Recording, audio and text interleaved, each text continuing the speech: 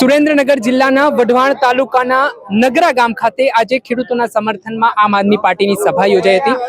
વીજ થાંભલા જે ખેડૂતોના છે તેને લઈને વિરોધ ચાલી રહ્યો છે. આપણી સાથે આમ આદમી પાર્ટીના યુવા પ્રદેશ અધ્યક્ષ બ્રિજરાજ સોલંકી જોડાઈ ચૂક્યા છે. તેમની સાથે વાતચીત કરીએ.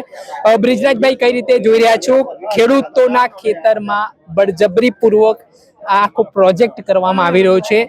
સરકાર મગનું નામ મરી નથી પાડી રહી અને ખાનગી કંપનીઓ દાદાગીરી કરી રહી છે. નવજીવન ન્યૂઝના તમામ દર્શક મિત્રોનું આ તકે હું ખૂબ ખૂબ સ્વાગત કરું છું અને આપનો પણ ખૂબ ખૂબ આભાર વ્યક્ત કરું છું. જે રીતના આજે સુરેન્દ્રનગર જિલ્લાના વઢવાણ તાલુકાના નાગરા ગામ ખાતે જે કિસાન મહાપંચાયતનું આયોજન આમ આદમી પાર્ટીના શીર્ષ નેતૃત્વ દ્વારા કરવામાં આવ્યું. અમારા પ્રદેશ અધ્યક્ષ ભાઈ શ્રી ઈશુદાનભાઈ ગઢવી, ગોપાલભાઈ ઇટાલિયા, મનોજભાઈ સોરઠિયા, પ્રવીણભાઈ રામ અને સમગ્ર ટીમ આજે હાજર હતી અને તમારા દ્રશ્યની સામે તમે જોઈ શકતા હતા કે હજારોની સંખ્યામાં આમ આદમી પાર્ટીને સમર્થન આપવા આ ગામના અને આજુબાજુ વિસ્તારના લોકો આવ્યા હતા. પરંતુ વાત એ છે કે ભારતીય જનતા પાર્ટી એટલી મોટી પાર્ટી છે, એટલી ધનવાન પાર્ટી છે, એટલા બધા ખેડૂતો એમની વિધાનસભામાં છે જે ખેડૂત પુત્ર તરીકે એમના બાયોડેટામાં લખાવે છે, છતાં પણ આ ગુજરાતની અંદર કચ્છ હોય કે સુરેન્દ્રનગરનું કોંડ હોય, મોરબીનું જે જેતપર હોય, સાણંદ બાવડા હોય કે જસદણ વિછિયા હોય, ખેડૂતોની ઉપર દમન થઈ રહ્યું છે, અત્યાચાર થઈ રહ્યો છે. આ જે વીજ કંપનીઓ છે એમના ખેતરમાં ઘૂસીને એમની સહમતિ વગર થાંભલાઓ નાખવાનું કામ કરે છે, છતાં પણ એક પણ ભારતીય જનતા પાર્ટીનો એક સામાન્ય કાર્યકર્તા કે કોઈ નેતા, ધારાસભ્ય, મંત્રી, સાંસદ એક નાનો વિડીયો પણ એમની સંવેદના માટે બનાવ્યો નથી. એમની પીડાને ઉજાગર કરતા એક વિડીયો પણ નથી બનાવ્યો, કોઈ ટ્વીટ પણ નથી કર્યું કે કોઈ પોસ્ટ પણ નથી કરી. આ સ્પષ્ટ એવું લાગી રહ્યું છે કે આ સરકારની મિલીભગતથી આ કંપનીઓ આ સરકારને ચૂંટણી ફંડ માટે કરોડો અબજો રૂપિયા આપે છે. એટલા માટે જ આ અદાણી કંપની હોય કે જેટકો કંપની હોય કે કોઈ પણ ખાનગી કંપની હોય, એમને સરકાર છાવરી રહી છે. પોલીસ ભાડે આપીને જ્યાં નાના ગરીબ પછાત ખેડૂતો છે એમને પોલીસ દ્વારા ડરાવી ધમકાવીને એમની પાસેથી સહમતિ લેવામાં આવે છે. એક પણ રૂપિયાનું વળતર આપ્યા વગર આ થાંભલાઓ નાખવાનું કામ કરે છે. જસદણ વિછિયાની અંદર પણ આ જ એક બનાવ બન્યો હતો. એક ખેડૂતનો મને ફોન આવ્યો. એ ખેતરમાં હું મારી સમગ્ર ટીમ સાથે ગયો ત્યારે મને ખબર પડી કે એક ખેડૂત જે પોતાના ખેતરમાં હતો એમને પણ ત્યાંથી હટાવવામાં આવ્યા કે આ ખેતરમાં તમારે ઘૂસવાનું નથી. એટલી દાદાગીરી, એટલી તાનાશાહી આ વીજ કંપનીઓ અને પોલીસ દ્વારા કરવામાં આવે છે. ત્યારબાદ મારે એમની સાથે બોલાચાલી થઈ, ઘર્ષણ થઈ. ત્યારબાદ મેં જેસીબી પણ ખેતરમાંથી બહાર કઢાવ્યું, પોલીસને પણ બહાર કાઢી અને વીજ કંપનીના અધિકારીઓને પણ બહાર કાઢ્યા.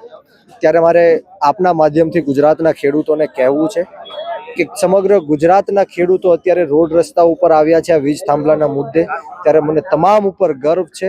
આપ સૌને 100 સલામ કરું છું અને જેટલા પણ બીજા ખેડૂતો જે આંદોલનમાં સામેલ નથી થયા એમને પણ એક નાના ભાઈ તરીકે, એક યુવાન તરીકે આહવાન કરું છું, હાકલ કરું છું કે આજે આ લોકોનો વારો છે તો કાલે કદાચ તમારો વારો હશે.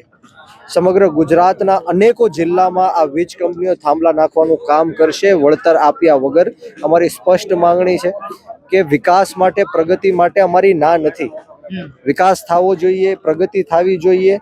થાંભલા તમે નાખો, એક થાંભલો નહીં 10 થાંભલા નાખો, પરંતુ ખેડૂતોને યોગ્ય વળતર આપો.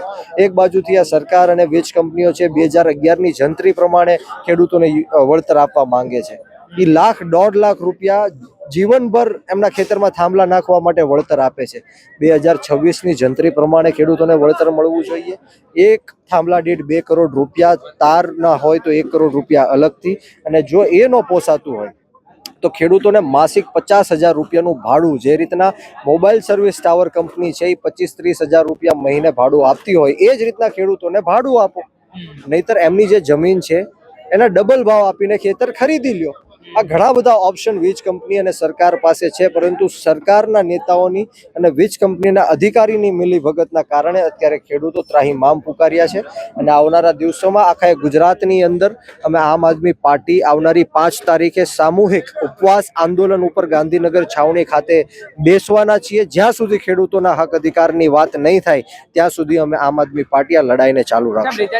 કૃષિ મંત્રી જીતુ વાઘાણીએ કહ્યું કે ખેડૂતોને જે કોઈ પણ વ્યક્તિ ખોટી રીતે હેરાન કરશે, તેની સાથે છેતરપિંડી કરશે તો અમે એમને નહીં છોડીએ, તમામને જેલના સળિયા પાછળ ધકેલવામાં આવશે. આ પ્રકારનું નિવેદન. બીજી તરફ જે રીતે ખાનગી કંપની દ્વારા દાદાગીરી, તો આ બાબતોને કઈ રીતે? આ ગુજરાતની મહિલાઓનું અપમાન છે. આ નાના બાળકને તો કાંઈ ખબર નથી. એ જ્યારે મોટું થશે એમને જ્યારે ખબર પડશે કે મારી માતાને પણ જેલમાં મોકલવામાં આવી એક ખોટા કેસમાં, એક બનાવટી કેસમાં એમને 7 વર્ષની સજા ફટકારવામાં આવી, એ બાળકને ખૂબ દુઃખ થશે.